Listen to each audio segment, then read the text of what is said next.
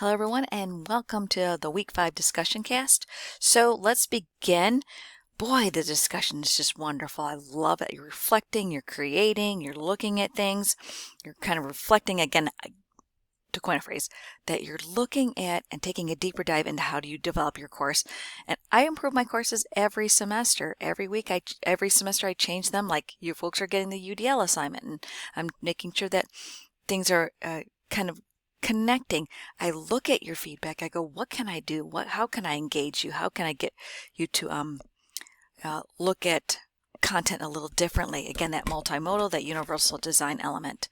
So looking at that, I'm going to go here. I'm going to start by looking at Tiffany's discussion this week, right?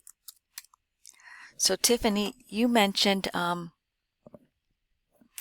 in your own experience, which I love this, which is this right here, right? Okay. I like your approach to this, is it reinforces that student independent, and we want to make students become independent thinkers and critical thinkers, right? So by encouraging them to use a rubric as a guide. Okay, it's a guide. And sometimes we look at rubrics as something punitive, which is probably not good for our mental health, but it is what it is sometimes. And pairing the assignment directions with the well-designed rubric creates that transparency and reduces that confusion. And I'm a holistic person, so I look at it and go, okay, did you do it? How did you reflect? How did you engage? How did you provide that action or representation? I kind of wish people, hint, hint, folks, would do a video once in a while. Okay, so anyway, taking a look at that. So again, helping that student to provide that better understanding is key. And then Emily, again, every other week, folks, I hit everybody. It's just easier, right? So you mentioned, gal, where is that? The rubric. I remember. Oh, right here it is. This is the piece right here. Okay, so your reflection, your discussion in this piece raises an important concern about balancing that accountability with like that meaningful assessment. I like to say it, the why, if you will. And we often as faculty struggle with this one, and I definitely do it from time to time. Automatic failure for minor formatting issues. I think you can relate with that one pretty well. And again, can demonstrate. Well, I look for content first. I always look for content first. That's why I'm like, I always put hey, I want you to reflect and then kind of think back on and add like readings and so forth to kind of back up what you're talking about. It's like having that conversation, and that's what discussion boards are actually all about.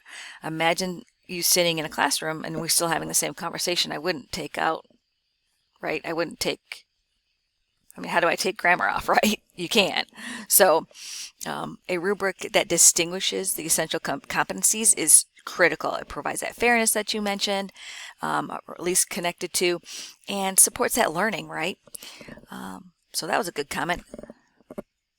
Marquise, I just love reading your stuff. I love reading everybody's stuff, but holy smokes, dude.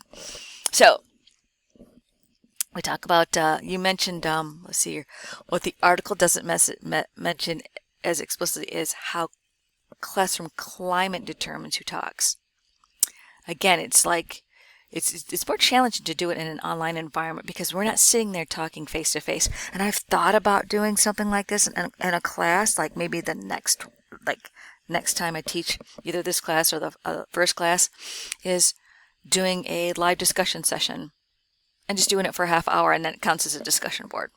I'm like, why didn't I think of that sooner when I started reading your assignment? But anyway, so you highlight an important aspect of equitable assessment by emphasizing that culture or that climate within the classroom. And how can we design that rubric to base that, right? And then how do we determine those clear roles? And I think this kind of, and I think Annette can appreciate this one too, is that psychological safety that's there too. So that meaningful and contribution, that collaborative learning, the value of that having diverse perspectives to provide that deeper engagement. Loved where you were going with that. Not sure where I tied that to the rubric, but hey, there you go. So, okay, I think it goes down to Lee. Okay, so your preference for between the two. I think a lot of us prefer, especially in the healthcare professions, prefer the holistic grading because we have to grow as practitioners, right? We have to, and if you think about it, can we provide an analytic checklist? We have assessments, right, for clients and our patients, but how do we provide more of an evaluation to ensure that students are showing that, I think, compassion or that mindfulness that you would like to tie in, you know what I mean? So your compassion highlights how rubric selection should align with learning goals. And it also kind of connects the dots to assessment, matching the assessment approach to the skills being developed. So it provides that like supportive learner growth. And I think that's where you were going with this. I loved it. So I'm like, yes, yes, and yes. Elizabeth.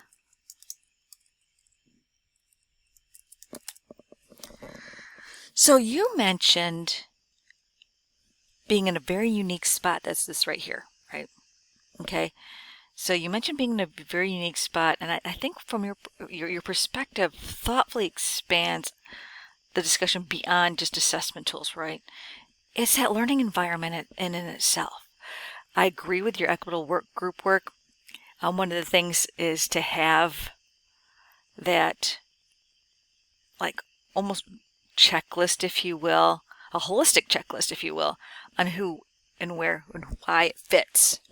So, and then we take a look at these elements to help kind of ensure that each student has a voice and they're valued. And I think that goes back to what Marquise was saying too about authentic collaboration and psychological safety, right? And building that deeper meaning or deeper learning. I like where you're going with it.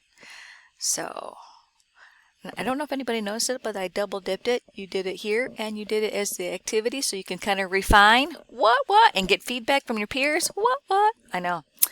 I'm just enjoying this. That's why I'm having such a good time doing this discussion cast back to you. So Kelly is the last one in this little grouping this week. Gotta find her first. Sorry about that. Wait a second. Could have sworn she posted. Let's just go with Smith. Maybe I missed it. Oh, there we are. So, okay. So you mentioned that you didn't consider, and I know that you're more of a workshop developer in the field that you're in, but I like your thoughtful approach for sure, because you have that like balance, if you will. And I think from the nature of what you do as a profession, you have that innate sensibility, if you will. And the holistic rubric seems to be the appropriate piece for you. And I know that you love the storytelling piece. And I think Tiffany also has that kind of like connection to storytelling. And and pulling that back in, sorry, but I lost my train of thought with regards to that. But the storytelling without the over evaluating personal trauma is kind of key, I think, in this aspect, and providing meaningful guidance for your participants within the workshop. I think that makes that kind of connects the dots, if you will. I like it. Keep going.